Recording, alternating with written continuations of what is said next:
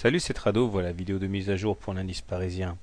Bon, ben, comme on pouvait s'y attendre aujourd'hui, il y a eu une ébauche de rebond. À un moment, on a augmenté de plus de 1%, 1,5%, mais c'était pour mieux refluer par la suite. N'oublions pas qu'on est en tendance baissière.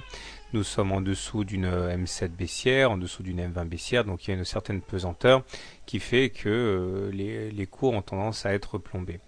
Et finalement, on a amorti la chute pile poil au contact de la résistance du support baissier à 2808, ici correspondant au plus bas du 4 octobre. On termine sur une note étale à 0%. Les indicateurs techniques demeurent très mal orientés puisque le MACD est négatif, le stochastique est en zone de survente et le momentum est négatif. Voilà. Donc pour demain c'est un petit peu délicat parce que moi j'aime bien quand même que les objectifs des fourchettes d'Andrew soient atteints. On dirait que c'est ça qui a joué en faveur de la pesanteur d'aujourd'hui malgré un début de séance assez tonitruant. Je m'attends toujours, c'est mon scénario privilégié, que la défense s'organise après contact sur la fourchette d'Andrews, à savoir les 2780.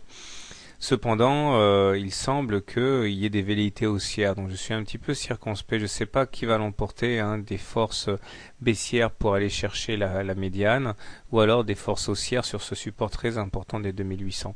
En tout état de cause, même si on rebondit, il faut bien se dire qu'a priori ça ne pourra être qu'un rebond technique, hein, et ça sera le cas tant qu'on n'aura pas clôturé au-dessus de la M20 baissière, c'est-à-dire tant qu'on n'aura pas invalidé cette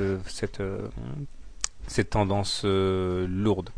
Alors, un petit détour de l'hebdo, même si on n'est pas vendredi, simplement pour avoir une idée quand même de ce qui se passe sur cette unité de temps. Vous voyez que nous sommes partis sur cette unité de temps pour aller chercher à terme les précédents plus bas 2700, 2690 par là. Ça semble inéluctable, mais il y a de la place pour un rebond technique au niveau journalier.